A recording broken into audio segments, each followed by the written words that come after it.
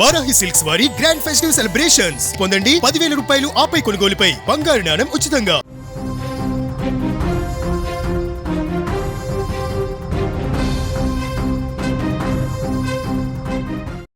నిజామాబాద్ జిల్లాలో సంచలనం సృష్టించిన భర్త మరణం కేసులో ఊహించని మలుపు. డబ్బు మీద ఆశ, ప్రియుడితో జలసాలు చేయాలన్న కోరికతో నిండు ప్రాణాన్ని బలిదీసేసుకున్నారు. తన భర్త పేరు మీద ఉన్న 2 కోట్ల రూపాయల ఇన్సూరెన్స్ పాలసీ కొట్టేయాలని భార్య మాస్టర్ ప్లాన్ ఇచ్చింది. అంటే కేవలం ప్రియుడితో జలసా చేయడం కోసమే, ప్రియుడితో అడ్డు తొలగించుకోవడం కోసమే భర్తను చంపేసింది అని అనుకున్నాం. కానీ ఈరోజు వచ్చినటువంటి ఒక కొత్త ట్విస్ట్, ఒక కొత్త మలుపు ఏంటంటే, భర్తని చంపటానికి కారణం అతడి పేరు మీద ఉన్నటువంటి 2 కోట్ల రూపాయల ఇన్సూరెన్స్. అతన్ని చంపేస్తే, భర్త చనిపోతే ఆ 2 కోట్ల రూపాయలు వస్తాయి, ప్రియుడితో ఎంచక్కా ఎంజాయ్ చేయొచ్చు, నాకు ప్రియుడు ఉంటాడు, 2 కోట్ల రూపాయలు డబ్బు ఉంటుంది కాబట్టి నా లైఫ్ ఇంకా హ్యాపీ అనుకున్నది. అందుకే ప్లాన్ అమలు చేసింది. అసలు పూర్తి కథలోకి వెళ్ళాలి. ఎందుకు ఆ భర్తని ఏ విధంగా ప్లాన్ చేసి ఎలా చంపిందన్నది కూడా ఒక్కసారి మనం మాట్లాడుకోవాల్సిన అవసరం ఉంది. ఈమె నిజామాబాద్లో ఒక ప్రైవేటు పాఠశాలలో నాన్ టీచింగ్ స్టాఫ్గా పనిచేస్తుంది. అదే పాఠశాలలో పీఈటీగా చేస్తూ ఉన్నాడు దిలీప్ అనేటువంటి వ్యక్తి. మీరు ఫోటోల్లో చూస్తున్నారు భార్యాభర్తలు. మీకు కనిపించే ఫోటోలు భార్యాభర్తల ఫోటోలే. రమేష్ అలాగే సౌమ్య, వీళ్ళిద్దరూ ఎంత అన్యోన్యంగా, ఈ ఫోటోలు చూసిన వాళ్ళందరూ కూడా ఎంత సంతోషంగా చిలకా గోరింకలాగా ఉన్నారు, ఎంతో ఆనందంగా గడుపుతూ ఉన్నారు. ఈ ఫోటో చూసిన వాళ్ళందరూ కూడా అన్యోన్యంగా ఉన్నారు అని చెప్పి ఎవరైనా భావిస్తారు. కానీ మీరు స్క్రీన్ మీద చూస్తున్నటువంటి ఆ మహిళ మెదడులో ఎలాంటి ఆలోచన ఉందో ఆ భర్త పసిగట్టలేకపోయాడు. చాలా దారుణంగా ఆలోచన చేసింది. పాఠశాలలో పీఈటీగా పనిచేసినటువంటి దిలీప్తో అక్రమ సంబంధం పెట్టుకొని, ఈ వ్యవహారం తెలిసింది 2 నెలల క్రితమే. వద్దు, నువ్వు తప్పు చేస్తున్నావు, నీ పద్ధతి మార్చుకొని వారించాడు. గొడవలు జరుగుతూ ఉన్నాయి. కానీ ఇంతకు తెగిస్తుందని చెప్పి ఎవరూ కూడా ఊహించలా. నాకు అడ్డొస్తున్నాడు, నా ప్రియుడితో జలసాలు చేయడానికి నా సుఖానికి అడ్డొస్తున్నాడు అని భావించింది. ఈ భర్తే లేకపోతే నన్ను క్వశ్చన్ చేసేవాడే లేకపోతే నా లైఫ్ హ్యాపీ, చచ్చిపోతే 2 కోట్ల రూపాయల డబ్బులు కూడా వస్తాయి అని ఆలోచన చేసింది. అనుకున్నది తడువుగా చంపేసింది. చంపేసిన తర్వాత నాటకాలు, డ్రామాలు స్టార్ట్ చేసేసింది. ఎంత దుర్మార్గం చూడండి. టవల్తో గొంతు పిసికి చంపేసి గుండెపోటుతో నా భర్త చనిపోయాడని చెప్పి డ్రామాలు ప్లే చేసింది. ఇరుగు పొరుగు వాళ్ళకి, బంధువులకి ఫోన్లు చేసి చెప్పింది, గుండెపోటుతో చనిపోయాడు నా భర్త అని చెప్పి ఇష్టారీతిన ఏడుస్తూ ఉంది. అంత్యక్రియలు కూడా చేసేశారు అదే నిజం అనుకుని.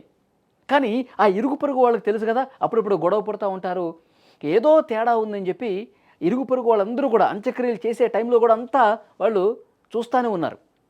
కానీ ఎప్పుడు ఆ సమయంలో క్వశ్చన్ చేయాల. తర్వాత ఇజ్రాయెల్లో ఉంటాడండి. ఎవరు? ఈ రమేష్ తమ్ముడు ఇజ్రాయెల్లో అక్కడేదో ఉద్యోగ నిమిత్తం ఉన్నాడు.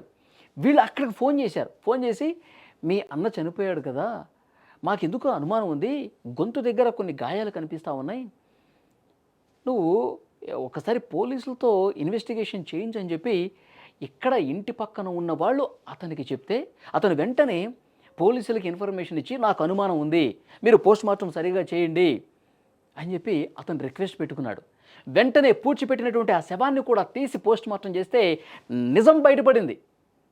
అతన్ని చాలా దారుణంగా గొంతుకి టవల్ ఇచ్చి బిగించేసి చంపేశారు, ఊపిరాడకుండా చేసి చనిపోయాడు, మర్డర్ చేశారని చెప్పి క్లియర్గా పోలీసుల ఇన్వెస్టిగేషన్లో కూడా బయటపడింది. యాక్చువల్గా 2 నెలల క్రితమే ఈ మహాతల్లి చంపే ప్లాన్ చేసింది, అది బెడిసికొట్టింది. ఎట్లా అంటే, ఇతను రోడ్డు మీద వెళ్తూ ఉన్నాడు, బైక్ మీద డ్రైవ్ చేసుకుంటూ పోతున్నాడు. ప్రియుడు దిలీప్ ఉన్నాడు కదా, వెనక నుంచి ఒక్కసారి బలంగా గుద్దేశాడు. అయితే కొద్దిలో మిస్ అయింది, చిన్న గాయాలతో ఆ రోజు అతను బయటపడ్డాడు. అప్పుడు అర్థం కాల, నా భార్య ప్లాన్ చెప్పించి కారుతో గుద్దించింది అని చెప్పి అతనికి అర్థం కాల. ఏదో ప్రమాదవశాత్తు జరిగిందని చెప్పి భ్రమపడ్డాడు, అదే నిజం అనుకున్నాడు. ఈ తర్వాత ఈ మహాతల్లి ఏం చేసింది, అరే మన ప్లాన్ బెడిసి కొట్టిందని చెప్పి తన చేతుకున్నటువంటి ఉంగరాన్ని కూడా అమ్మేసి 35,000 రూపాయలు, కరెక్ట్గా పర్ఫెక్ట్గా మర్డర్లు చేసే సుపారీ గ్యాంగులు ఉంటాయి కదా, వాళ్ళకి 35,000 రూపాయలు ఇచ్చి, పలానా రోజున నేను నా భర్తకి నిద్ర మాత్రలో కలిపినటువంటి మంచినీళ్ళు తాగిస్తాను, నిద్రలో జారుకుంటాడు, వచ్చి చంపాడని చెప్పి ప్లాన్ బిగించింది. ఆ రోజు రానే వచ్చింది. సుపారీ గ్యాంగ్కి 35,000 రూపాయలు ముందే ఇచ్చేసింది. ఇతన్ని నిద్ర మాత్రలు మంచినీళ్ళు ఇచ్చి పడుకోబెట్టిన తర్వాత అతను నిద్రలోకి వెళ్ళిపోయిన తర్వాత ఫోన్ చేసింది సుపారీ గ్యాంగ్కి. వాళ్ళు లిఫ్ట్ చేయాల. ముగ్గురున్నారు వాళ్ళు. ఇంకొక నెంబర్కి ఫోన్ చేసింది, వాళ్ళు లిఫ్ట్ చేయాల. ఈ సుపారీ గ్యాంగ్ లిఫ్ట్ చేయకపోతే వెంటనే ప్రియుడు మళ్ళీ దిలీప్కి ఫోన్ చేసింది.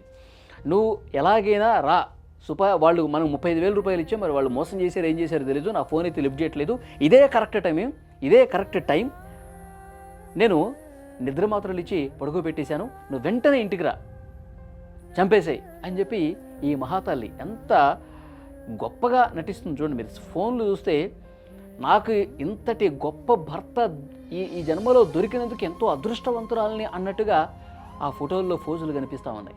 ఎంతో సంతోషంగా నటిస్తోంది, డ్రామాలు ఆడుతున్నట్టుగా ఇక్కడ క్లియర్గా కనిపిస్తోంది. సరే, అప్పుడు ప్రియుడు వచ్చేసాడు. ప్రియుడు వచ్చిన తర్వాత ప్రియుడితో పాటు ఆ ప్రియుడు ఎవరైతే దిలీప్ ఉన్నాడో అతని తమ్ముడు అభిషేక్, ఇద్దరు కలిసి ఇంటికి వచ్చిన తర్వాత అతను పడుకున్నటువంటి భర్త రమేష్ని, మీరు స్క్రీన్ మీద చూస్తున్నారు ఆ రమేష్ని ఒక టవల్ తీసుకొని గొంతుకి బిగించి గట్టిగా నొక్కి ఈ మహాతల్లి మళ్ళీ ఎక్కడ బతుకుతాడో అని చెప్పి ఒక దిండి తీసుకొచ్చి అతని ముఖం మీద అదుముతోంది. వీళ్ళేమో గొంతుకు బిగించేశారు. చనిపోయాడు భర్త రమేష్. వీళ్ళు చేసినటువంటి నిర్వాకానికి, దారుణమైనటువంటి పరిస్థితికి ఆ నిద్రలో అదే విధంగా అతని గుండె ఆగిపోయింది, ప్రాణాలు పోయాయి. వాళ్ళని పంపించేసేసి ఇక ఏడుపులు శోకాలు ప్రారంభించింది. Acting start. మహానటిని దించేసింది. ఏమైందని చెప్పి ఇరుగు పొరుగు వాళ్ళు వస్తే ఇక్కడ ఉన్నట్టుండి ఒక్కసారిగా గుండెపోటు అని చెప్పేసి అన్నాడు. కొలాప్స్ అయిపోయాడు. నేను ఎంత లేపినా లేవట్లేదు అని చెప్పి ఏడుస్తూ శోకాలు పెడుతూ ఆసుపత్రికి తీసుకెళ్దామని చెప్పి ఈ నానా హంగామా హడావుడి చేస్తోంది. అందరూ ఇదే నిజం అనుకున్నారు. కానీ మెడ మీద ఉన్నటువంటి గాయాలు ఇరుగు పొరుగు వాళ్ళకి అనుమానం కలిగి విదేశాల్లో ఉన్నటువంటి రమేష్ తమ్ముడికి చెప్పబట్టి, ఆ అనుమానం వ్యక్తం చేయబట్టి ఈరోజు నిజం బయటపడింది. లేదంటే ముందే పూర్తి చేశారు కదా, అంత్యక్రియలు జరిగిపోయినాయి కదా, నిజం అదేవిధంగా సమాధి అయిపోయి ఉండేది. కాబట్టి ఈ స్టోరీ మొత్తంలో నిజంగా భార్యలు ఎంత దుర్మార్గంగా తయారైపోతున్నారన్నది, వాళ్ళ మనసులు ఏ విధంగా కలుషితం అయిపోతున్నాయి అన్నది అర్థమవుతుంది. కంటికి రెప్పలా కాపాడుకుంటున్నటువంటి భర్తని ఇన్సూరెన్స్ డబ్బుల కోసం, 2 కోట్ల రూపాయల కోసం, ప్రియుడితో జలసాల కోసం, సుఖాల కోసం ఇంత దుర్మార్గంగా తయారవుతున్నారా భార్యలు? నిజంగా ఇలాంటి ఒక criminal mind set, money mind set ఉన్నటువంటి, నేర ప్రవృత్తి కలిగినటువంటి, సుఖాలకు రుచి నేను ఈ మాట అంటానికి సిగ్గుపడట్లేదండి. ఇలాంటి దరిద్రపు మహిళలు ఇంకా కొంతమంది సమాజంలో ఉన్నందుకు నిజంగా చాలా బాధ కలుగుతోంది. ఎంతో అపురూపంగా చూసుకుంటున్నటువంటి ఆ భర్తని, నీకు ఒక మంచి జీవితం ఇద్దామన్న పరిస్థితుల్లో ఉన్నటువంటి ఆ భర్తని ఈ లోకం నుంచే పంపించాలన్న ఆలోచన చేసింది కదా. ఏం చేయాలి ఇలాంటి మహిళల్ని? ఒకళ్ళ ఇద్దరా? మనం గత కొన్ని రోజులుగా చూస్తున్నాం, ఇలాంటి కేసులు ఎక్కువైపోతున్నాయి. ఇలాంటి మహిళల్ని ఏం చేయాలో చెప్పండి. ఇలాంటి మహిళల్ని అసలు ఇలాంటి భర్తను చంపాలి అన్న ఆలోచన రావాలంటే భయపడే విధంగా కఠినటువంటి శిక్షలు వేయాల్సిన అవసరం ఉందండి. మీరేమంటారో తప్పకుండా ఈ స్టోరీ విన్న తర్వాత మీ స్పందనని కామెంట్ బాక్స్లో తెలియజేయండి.